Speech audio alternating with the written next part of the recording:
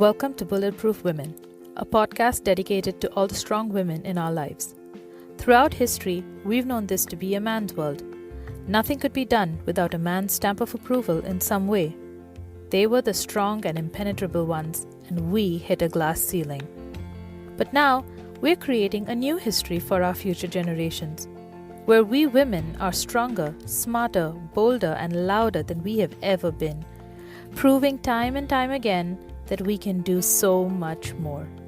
Now, we women are also an impenetrable force of nature.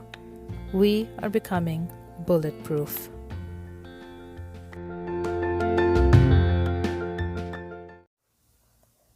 Hi everyone. Welcome to Bulletproof Women. I'm your host Gwen. We all face scary experiences in life. Dangers in society, contaminated food, viruses that keep getting stronger and stronger, climate change. The list can go on and on. But what do you do when your own body begins to work against you? When diseases like Alzheimer's, Parkinson's, or cancer take hold of your life from the inside and turn it upside down. The fear, trauma, and uncertainty that comes with these degenerating diseases can have a crippling effect on the mind and body of the afflicted person. With all the medical advancements we've made in the last decade alone, people wonder why we don't have a cure for cancer yet. According to an article published by the Canadian Cancer Society, curing cancer isn't easy. Why? Because cancer is more than 100 diseases, and each of these are divided into several types and subtypes. Cancer research alone is a slow, intricate, and step-by-step process that involves collecting and analyzing several pieces of information. What looks very promising in a lab doesn't always work with people.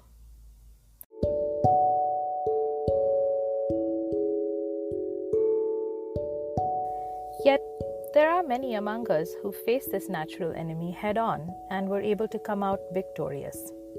Today, I'm going to share with you the extraordinary life experience of one of them, my good friend Anushas, and her battle with cancer.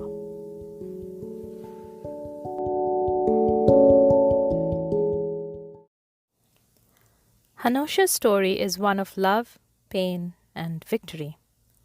I met Anusha back in March 2017, when I was a new recruit in a big corporate office. As qualified and confident as I was, I still felt small and insignificant in this new, quiet space with large white ceiling lights and cubicles. Then came along Kenosha, the social butterfly. Within 5 minutes of speaking with her, this new cold space felt a lot warmer. She made the effort to make friends feel like family.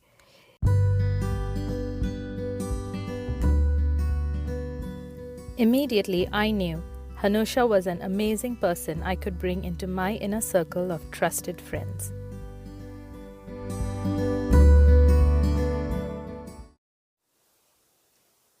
Hi, Anusha. Hi. So, thank you so much for doing this for me today. Thank you for having me. Oh, no, you're more than welcome. And I really appreciate you taking the time to talk. I'm sure this must be a difficult topic for you. So, I just wanted to know, why did you decide to come forward and speak about your experience? Because the experience that I went through, it was caught me off guard. It wasn't something that I knew was going to happen or something the least I expected. So I wanted to share this experience so the women out there can, go to the doctor and get checkups done just in case that they might have had the same symptoms as me or maybe something similar and not stick around and wait. Oh, I'll be fine. It's just fatigue. I'll be fine the next day. So it's to bring awareness of what women and men and children can, look for, just so they can make sure that they're okay and not have to go through all the pain and suffering and still come out of it in a healthy way.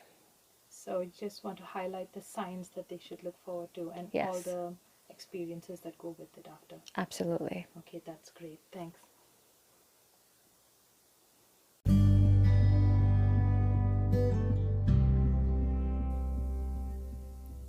Originally from the South Asian country of Sri Lanka, Hanusha and her family lived in Ontario pretty much her whole life.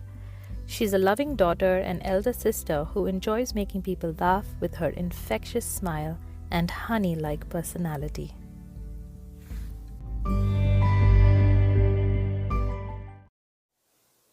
So, Hanusha, tell me something about yourself, about your family. How was life growing up? Things like that. Well, I grew up from Sri Lanka. I was born there in a city called Colombo. It's a beautiful, beautiful country. I grew up there off and on. Like, I also went to India. I come a small, cute little family, mom, dad, myself, and my sister. My sister and I were 9 years apart. She was conceived in Canada when my parents moved here. I was left behind because my dad could only bring one person aboard, so he brought my mom, and then I was living with my grandmother for that little short period of time. And so my grandmother passed away, and then just a little bit after 6 months, I got the visa to come to Canada. So we lived in Scarborough in an apartment, and it was just a little close-knit little family, you know. And then my dad lost his job in Toronto, so we moved to Hamilton, and that's where I grew up from the age of 15, 16. And we just grew up there, built a family there, built lifestyle, friends. You know, it was just a very close-knit friends that I had. But then as I grew older, I branched out and I started meeting other people. I have a really good close best friend of mine named Judy. She is like my right hand sometimes. And I have my friend Tanya, Jessica. Like, it's just a close handle of friendships that I close to heart. I don't believe in too many friends. I believe close friends is better than 100, because you just need to keep those close people, that because you're the ones that they're also going to be family. And then I met my husband. Unfortunately, it happened right after my dad passed away from diabetes. He couldn't fight anymore, so he left us in 2014 in Feb. And I met my husband through family in March. And everybody said he's the sign from my dad, you know, making sure that I'm protected and taken care of. So I married my husband literally that same year, November 1st of 2014, going on 5 years. Unfortunately, no kids, but that's something I will talk about later. And but yeah, it's a good family. We do family-oriented things, going to the beach, going to the movies, friends, dinners, movies, hang out with you, Gwen. You know, Which I love. yes, our moments together at work. That's where I met you. Yep. And I still remember the day how I met you. Yeah. It's a story for another time. Yeah. And yeah, it was good. That's all. It's a little in a nutshell. I love family, whether it's friends or real blood family. I call them all family because I build each and every single person that's my life has a special relationship with me, and I will take that till my last breath.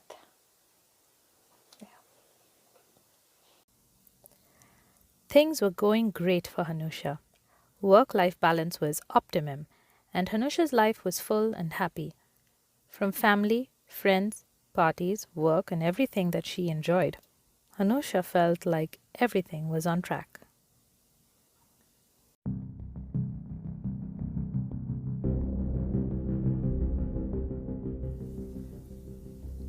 But then, in 2016, her health began to bother her, and the unexpected happened.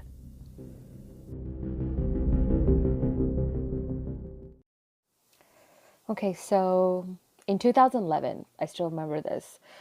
It was around November, December time. I started getting very heavy period nonstop. And I wasn't sure what was going on. I thought it was just probably my body was changing or something like that. And this time I was actually vacationing in Sri Lanka when this was all going through. It relatively stopped around January, and then my period was very regular, but it was very painful period. It wasn't like that before. So every so often I would wake up tired. I would sleep the good 8 hours, but I didn't wake up feeling refreshed or anything like that. It went on for years, and I choose to ignore it because I was a very heavy-set woman, and I thought that could be one of the reasons as to why I'm having heavy bleeds, because, it kind of runs in the family too. So I didn't pay too much attention to it. But it just kept getting worse, especially around 2015, starting 2016. It got worse, as if I will meet with people I work with, and all of a sudden I would feel a very heated warmth in my body, and next thing I know is it's going to flood.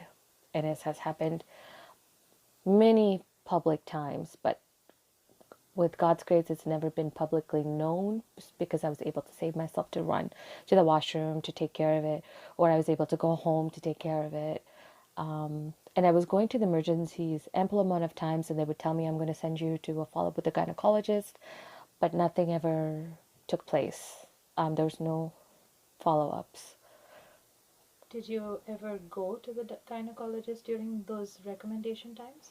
No, because you have to wait for a follow-up call.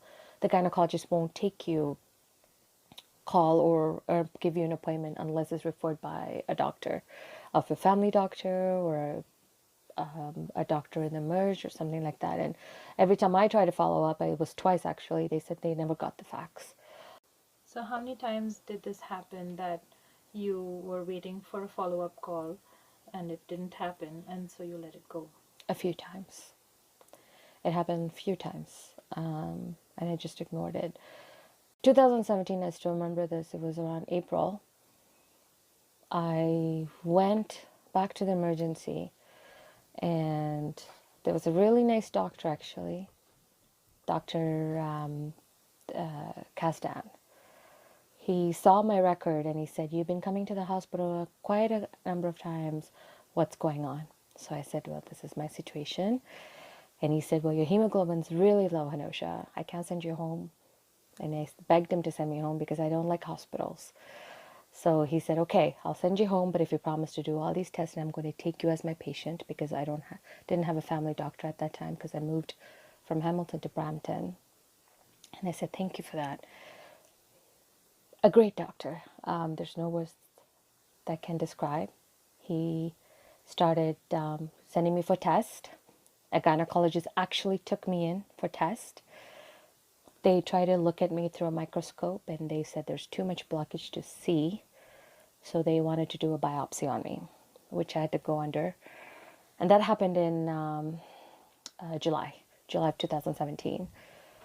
And then August came, and I didn't get the results because it wasn't available at that time. So they gave me the results in September.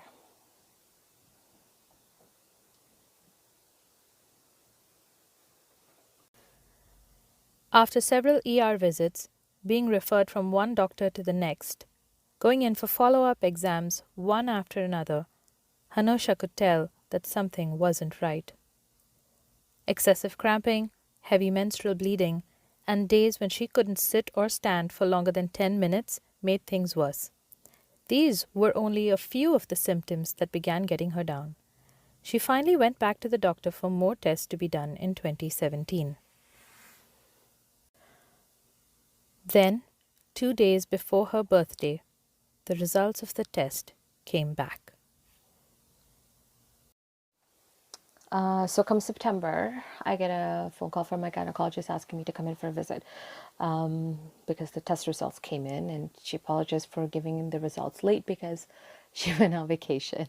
I said, sure, no problem. And she asked me to come in September 21st, a couple of days prior to my birthday, actually.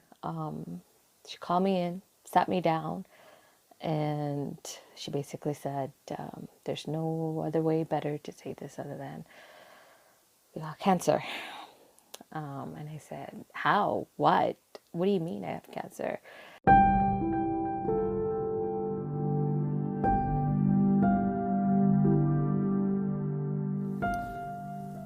Anusha's world had just shattered, but she still had a long, long way to go. So this beautiful woman decided to meet this painful challenge head on.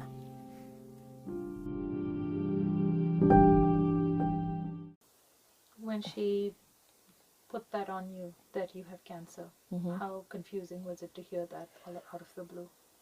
For some reason, I knew something was wrong with my body.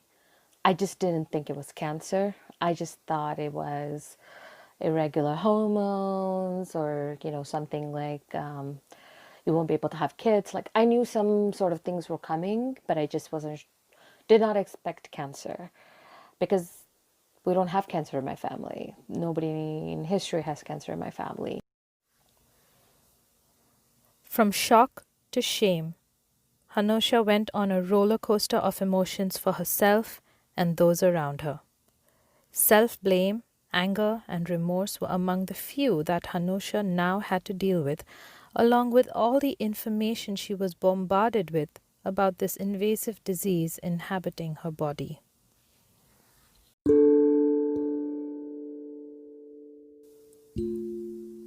But for the time being, Anushas still felt the need to put on a brave face for herself and everyone around her.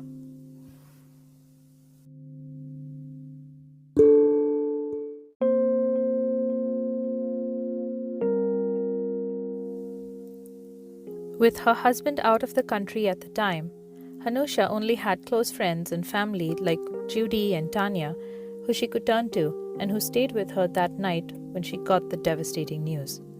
This was only the beginning of a difficult journey.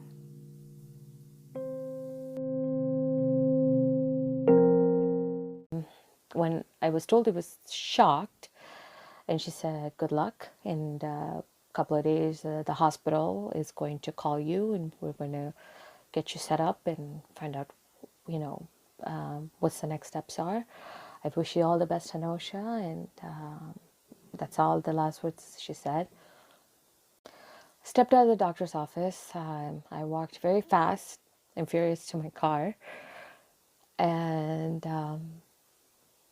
I started crying. But it wasn't like, it was a crying of what happened, how happened. It was just a confused cry.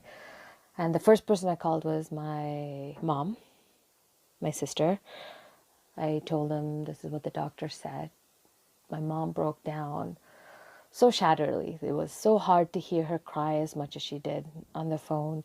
"Why my daughter?" she kept saying. And I said, "Mom, we gotta do this. We gotta do this together." And my sister said the same thing.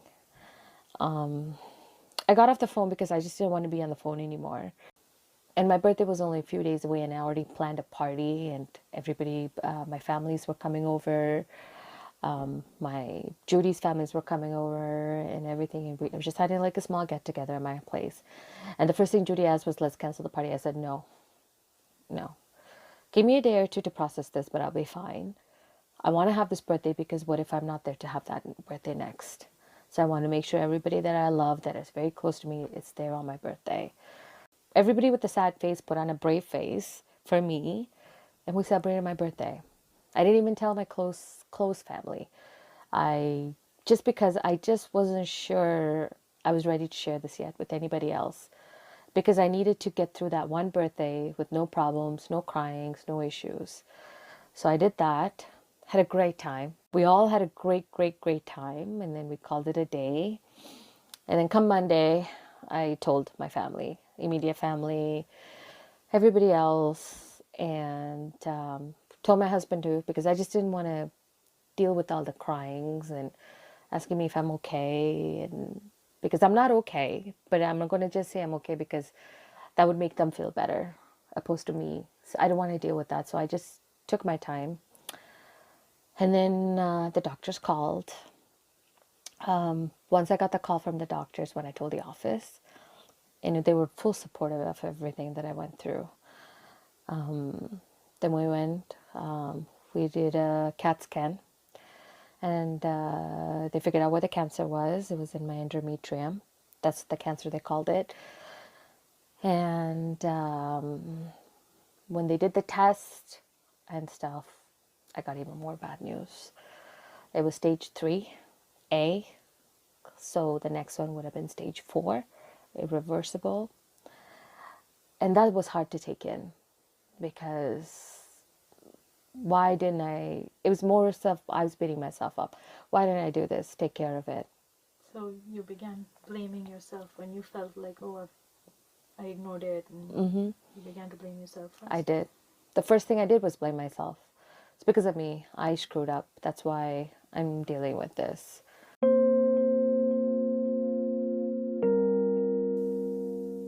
Anusha had made it past the first hurdle, telling everyone the bad news and reliving this moment with everyone in her life. This was done. The second painful step was surgery.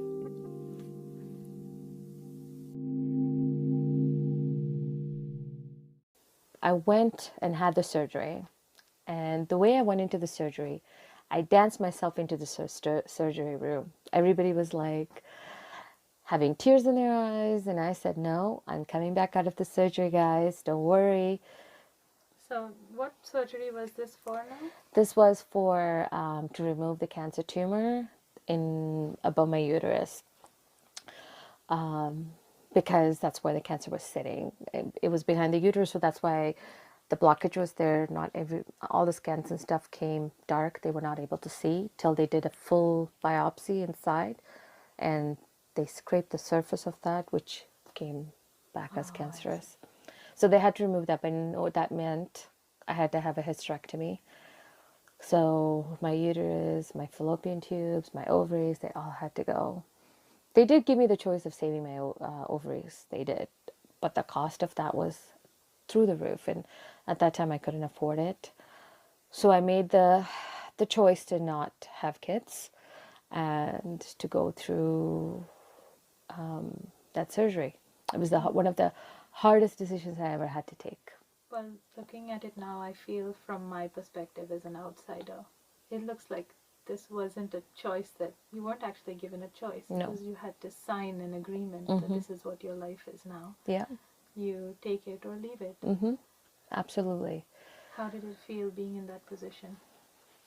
I took it as, I'm a huge God believer. And I took it as has to be a reason why God is putting me through this. It's not to take something away from me. Maybe just give me something back in return. Maybe, I don't know. To be honest, I just put it all up in God. And I said, there has to be a reason why you're doing this. Whatever you do, I will follow. And the surgery happened. It was very successful, they said. However, they said they found a small piece of tumor in the back, in my scrotum area, which is considered stage 4, but they were able to remove it successfully. So I, again, thank the Lord for that news. However, my doctors weren't as supportive as I wanted them to be, especially my oncologist in Mississauga. I just did not I was in tears. The doctor was running out of the room pretty much, gave me a Kleenex box and said, you'll be fine, don't worry. So emotional support was not there. Emotional support wasn't there. I wanted to know, do I need to sort out my life? I wanted to know, I didn't want to know if I'm going to make it or not, because that's up to me. But I wanted to know, what is my next steps? What should I do? And what is this cancer? I never got any of the answers. So I was very disappointed with that part of it. And Did you ever get those answers? Yes. After the surgery and the news that she had a potential for stage 4 cancer, Anusha was now looking for answers and emotional support from the people entrusted with her health care. I decided to move back with my mother and transfer all of my treatments to Hamilton, because Hamilton's very best known for cancer treatments, and Juravinsky Cancer Center is who I was. And the doctor in Brampton was able to transfer me to the Hamilton facility. That's where I met Dr. Herte and Dr. Patel. Dr. Herte is oncologist and Dr. Patel's radiologist. They both sat me down and explained what kind of cancer I had, what was the outcome of this, what is what's going to happen, what is the treatment going to be like, what to look for. They even gave me counseling numbers where I can talk to counselors. They said, we're here for you no matter what. We're going to walk with you every step of the way. So that was what I wanted, the support system from the medical team. And that I didn't get where I was. So when I transferred myself to Hamilton, I felt a little bit of a breath of fresh air, and I actually saw positivity there. And then my journey began with the cancer treatments.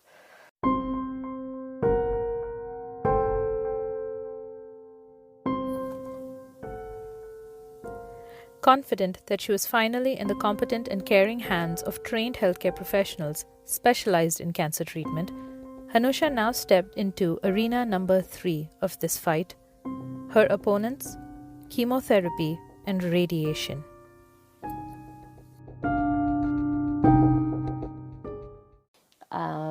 I had to go through 2 kinds of chemo medications, which was about 4 hours long.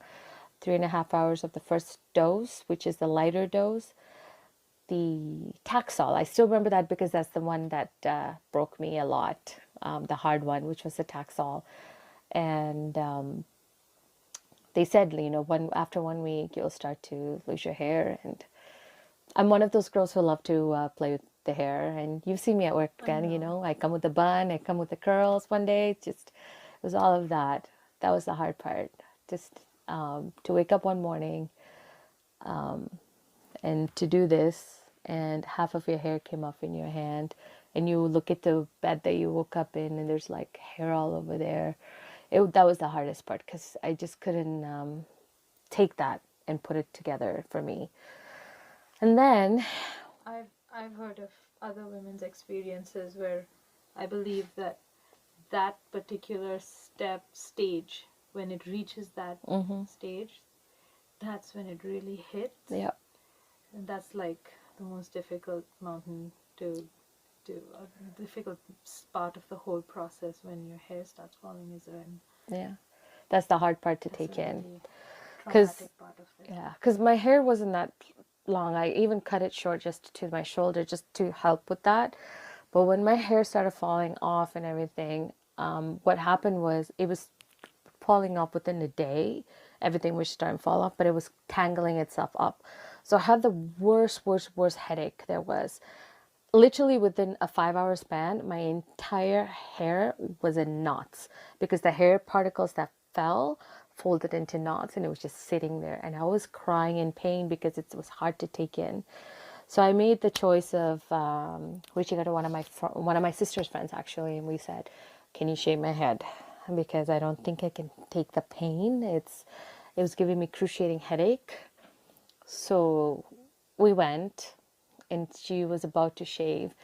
And the one person who's been very strong in this entire episode of things, reaching out, my sister, she broke down because she couldn't see her sister losing hair like that. And she was crying hysterically. And I said, "Jennifer, it's okay. It's just hair. It's going to come back." Then I sported the bald look, You rocked it. Yeah, I rocked it. Yeah. I did not have a problem. However, insecurities did come through, because when I was in public, going to the malls, I would have people stare me down, up and down. Everything happened in stages. Like my hair fell out 1 week, then my eyebrows fell out the other. So as I was going through that, my sister encouraged me to get eyebrows, microblading done, which I actually shouldn't have done because I was in a sensitive stage. But I didn't think at that point. When my sister suggested, I just went ahead and did it. But thank God, thank the Lord that no complications came from that.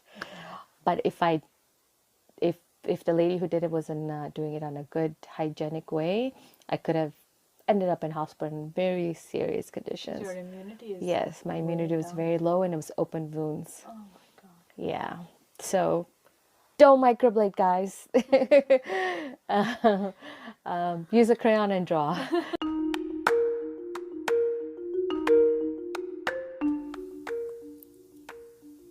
For 6 months, Anusha fought through chemo, then radiation, and then chemo again.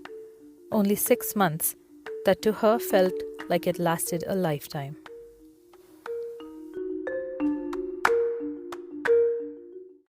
The reason it was only 6 month treatment is just because they did the heavy dosage, 3 months of chemo, and in the middle they did the radiation, and then they did again. So it was a span of every 3 weeks. So the first 2 weeks is very hard because you have the aftertaste of not the food and everything doesn't taste. It tastes actually like that you got. I don't know how to explain it. Feels like you have iron rod in your mouth. Like there's metallic. There's no food, flavor, nothing. You can't eat anything and there's no flavor. You feel like throwing up, literally. And the one thing to avoid is throwing up because they don't want you throwing up because throwing up makes you even more weaker. So they give you medications for all of that. And then the joint pains, the unbearable pains. Everybody goes through different stages. Everybody, I think, have a different side effect. But the one side effect that I had, the most painful, was the joint pains, the first one. I couldn't do anything. My knees hurt, my arms, my head, everything. Every part of my joint was killing me, like as if someone was punching me in my joints. It was very hard to deal with. But, I cried like every other person should. If I didn't cry, I'm strong, but I wasn't that strong. I cried. I cried, and, I had my mom and my sister who's there for me like no tomorrow. And then I was doing good, and then radiation came. But for some reason, I think my body was fighting a lot of the things. Like a lot of the people who would have a symptom within the second week, I didn't get the symptom till the fourth or the fifth week of treatments, which the doctors were a little surprised. They were like, "Oh, you should be feeling, sensation." They weren't too sure, to be honest. They just said, I guess everybody goes through differently. But for me, every symptom that I ever got, that I should have gotten within the first month or the second month, I started getting it more towards the end of the treatment. So the radiation was done, and then something happened. I got an infection. We don't know from whom because my immune system was down, so I was prone to anything. My fever just shot right up to 104 degrees. Fatigue, couldn't move. I was shaking. So they rushed me to the hospital because anytime I get a fever, I'm supposed to, get myself to hospital. I got there. They tested me. They tested my cultures. And they said that they have to admit me overnight right away because they don't know exactly what caused the fever. I have an infection in my body and they need me to stay to fight it.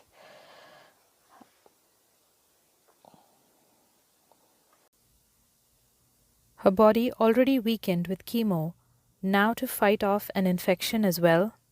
It was an unexpected curveball that Anusha now had to take care of, in addition to everything else that was going on. So at the hospital, they need to figure out what the infection was. So they admitted me, and I stayed. I thought it was just going to be a couple of days, but it ended up 8 days actually. I was stuck in the hospital. But I did meet a really good doctor. He's an oncologist at the main hospital where I was staying, and he came to me and he said, "Kenosha," and these are his exact words, "I'm your slave. I'm going to make sure that you're going to get taken care of from top to bottom, and I'm going to make sure you're going to leave here 100% better than what you came with, and we're going to find out what the problem is." And he ordered all these tests every day. Every day, I would have different. I had a doctor, gynecologist doctor, come in. I had a doctor for blood culture specialist where he looks deep into these things. I had a specialist come in and I had a little cyst right underneath my underarms, and I think it's just due to the fact of the heat of my body. Came and take a look at that. Like, he was so prompt in making sure all the tests were done. My hemoglobin was very low due to the infection, so they kept giving me blood, the extra blood, everything like that. He said every day he would come and sit down and talk to me for half an hour just to see how I'm doing. And I that made me feel so comfortable that, I didn't complain about staying at the hospital. And of course, every day my family came, they brought me food. Every day I would have somebody come and visit me. My best friend came and saw me at 11:30 at night, and she was in tears. And I said, "What are you crying for? You're supposed to be the one telling me, girl, get your shit together." But in spite of her tough exterior and positive attitude on the outside, Hanusha was beginning to doubt how much longer she could carry on with this battle. Things actually began to get worse before they got better, to the point that Hanusha began planning for the end.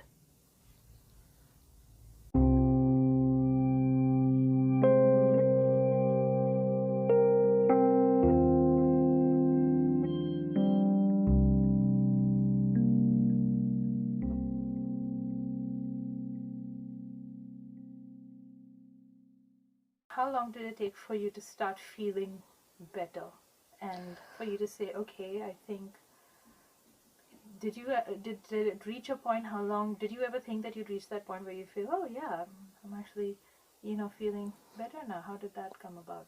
It got worse before It anything got better. else.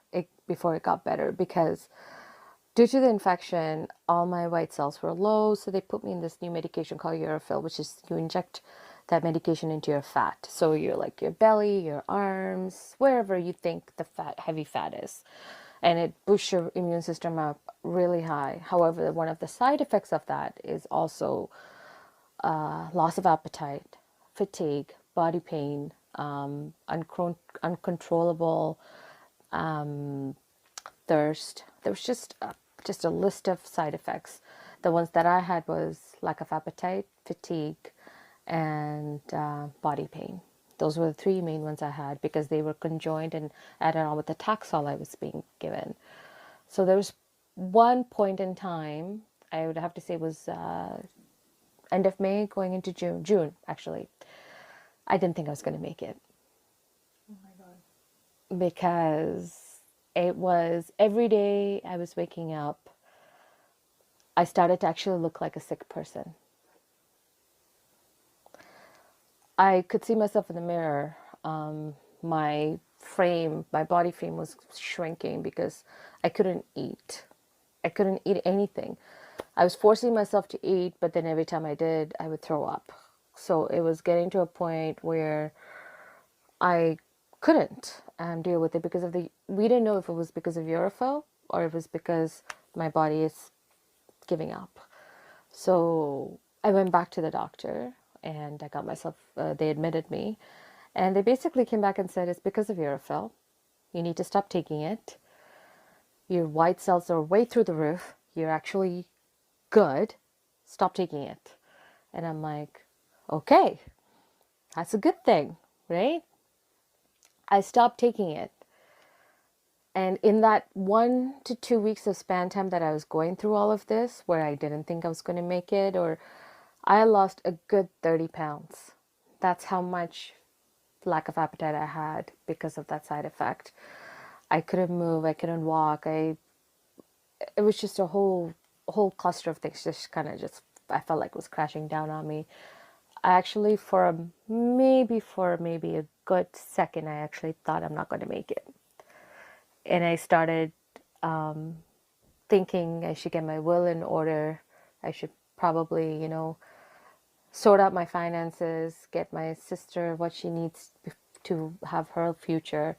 And I also prayed, don't take me till I make sure my sister is okay, because my mom is there, but I'm the head of the house in that sense. And as an elder's daughter, I wanted to make sure she was okay. My sister was okay because she's the one who has to live the rest of her life. And I wanted to give her whatever I can from my side to make sure she was sufficiently okay. As soon as I stopped taking Urova, within the third, fourth day, I started feeling this super amount of energy that I never had.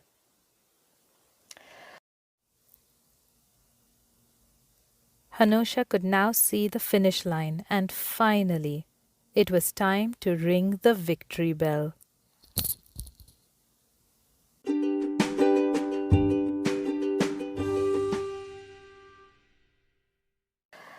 And then it was my last chemo treatment. The best day of my life.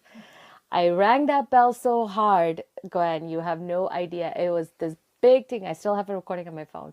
I rang that bell and I said, I am not coming back here again. And I said, thank you everybody for your support. And I walked out of there and I was dancing myself to the car.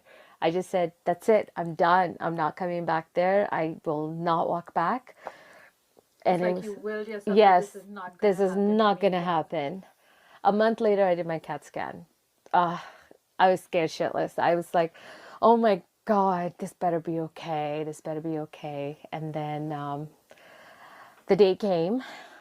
I still remember it was June 14th, 2018, actually, where I walked in. And it was a student. The way she said it was very frustrating a little bit because she just kept opening up page at a time. So, Anushas, it seems that you're cancer free. And I said, I'm sorry, did she just say I'm cancer free to my sister? And my sister started tearing up. She's like, yes, she did. And I said, are you sure she said that? Can you repeat that again? Can you just repeat what you just said? Says you're cancer free. We did not find a trace of cancer in your body. And I got up and I did the dance of my lifetime. I said, so thank you, Lord. I prayed. My mom prayed. My sister prayed. We all prayed and we said, Hanusha, we did this. We did this. And it was like a parade of celebrating life. That's what it was for my family and I. And I went home and then I called my best friend. Like literally, as soon as I went, I called my best friends. I called you. I called telling everybody and told everybody, oh my God, I'm cancer free, guys. Like it's like, you know, it's such a happy moment. My best friend insisted I come over and see her right away. I went to her house and she surprised me with balloons and a cake saying congratulations. But the first thing I did was hug her and cry because, like I said, everybody took a part in my life. I wanted someone very close to me. So if you were in front of me, Gwen, I would have done the same thing because it would have been the first person that, you're my family that's there that I would have hugged and just cried the life out of me. And then when I cut the cake, I said, yeah, this is it, guys. I'm not going back. I'm done. Although she could definitely see the light at the end of the tunnel, Hanusha was not out of the woods yet. There was recovery and the side effects that she needed to deal with, along with the emotional trauma at the outcome of being cancer free. Then, of course, recovery, you know, the hair growth coming back. I still had a lot of side effects that I had to go through. Just because you're cancer free doesn't mean you're completely free. Your body takes time to heal depending on the type of body you have. So mine took time. So the recovery started. Again, it was a little roller coaster. It goes up and down, inside out, and the the Taxol and the radiation was a huge part of taking my recovery. But all this time, I put one thing aside that I did not want to think about or deal with was the fact I could not have kids. I put that aside. But as my recovery started happening slowly, that subject popped in. Emotionally, I was also in a roller coaster. Yeah, I'm cancer free, but I had to give something up in order to be cancer free. And that was one of the worst things a womanhood can give up, is giving birth to a child. I That part was taken away from me. So I was a little angry at a certain point in my life.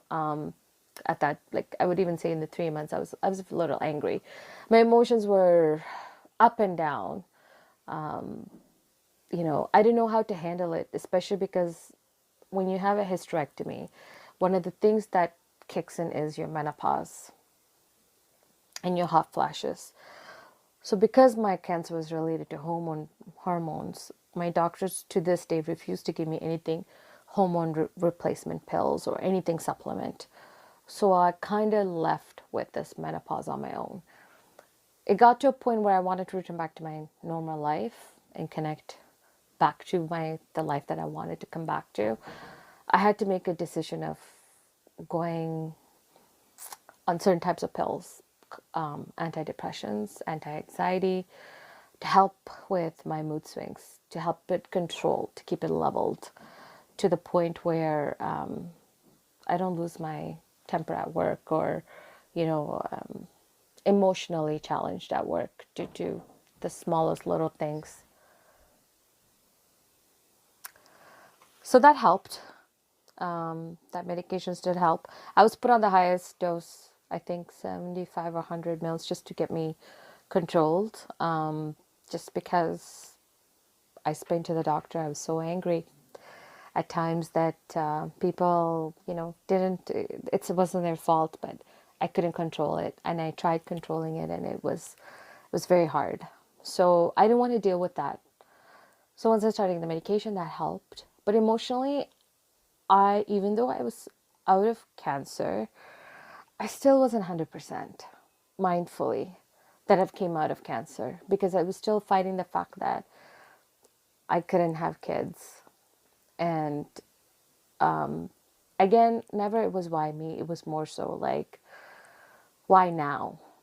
Like, what is it that I did to deserve this? Why is it that I did to take this one thing away from me of becoming a mother? You're back to blaming yourself. Yes. And those are the types of emotions I went through.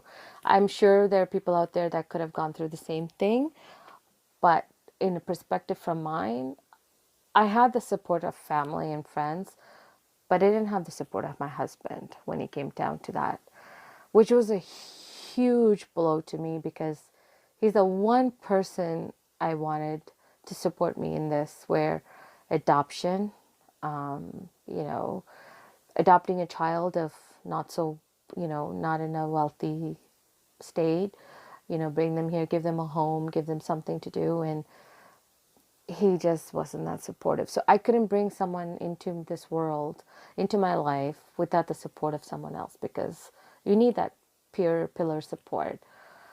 So I made the executive decision of trying to pacify myself. So I started doing counseling to help me with that, because I didn't think I could come out of that on my own. I needed the support.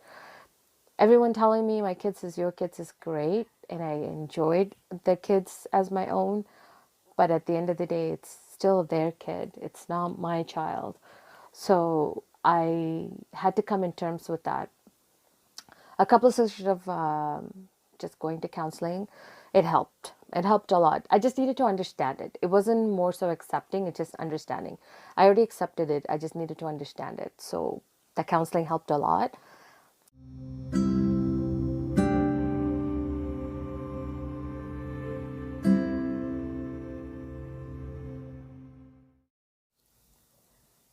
Today, Hanusha has bounced back 110%, healthier and gorgeous as ever.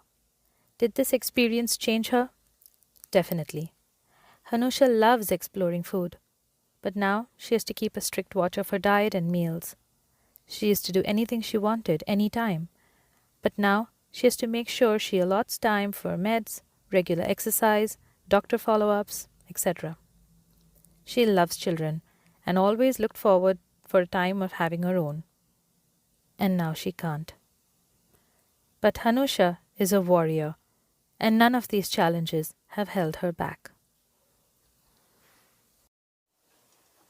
So, Hanusha, given everything that you've been through, what kind of advice would you give other women who's probably going through a similar experience that you did? Go for checkups. Don't just do it yearly, because we women, we are prone to cancer so much more than anything else. I say do it every 6 months. Get it done. Force yourself to go to get those checkups. If you have a doctor who's not giving you the right answers, find another doctor. Listen to your body, listen to your mind, and go find out the solution. Don't put it off, because putting it off will result in something what I had to face, and I had to face it a good year long of battle. I won the battle, but at the same time, they're still in the back of my head. Would it ever come back? And how am I going to face it again? I will face it with full 100% thought, but at the same time, I always say to myself now, don't give yourself an opportunity to face it again. So.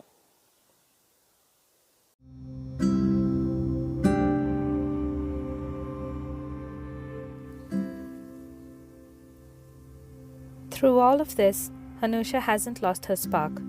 She hasn't lost her smile or her honey personality. She's a joy to have around at any time for any occasion, and I count myself lucky to have her in my life as a true and trusted friend.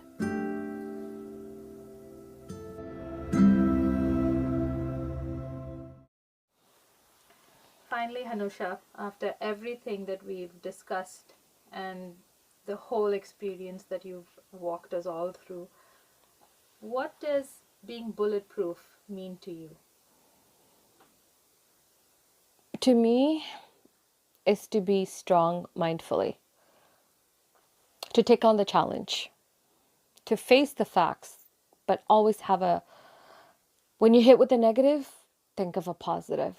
Don't let cancer beat you. Don't let cancer bring you down.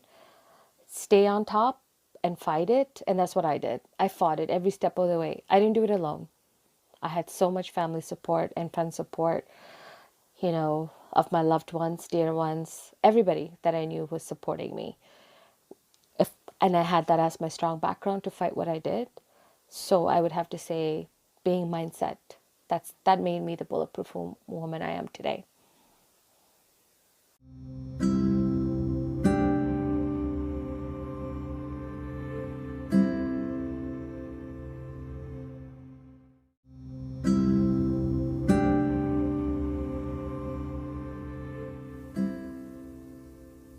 I'd like to thank Anusha for taking the time and effort to narrate so graciously her amazing and heartfelt story about cancer and her survival.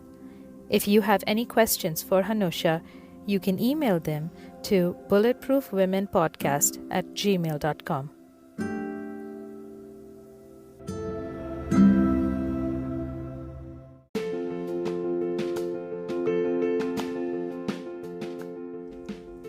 Thank you for listening to the latest episode of Bulletproof Women.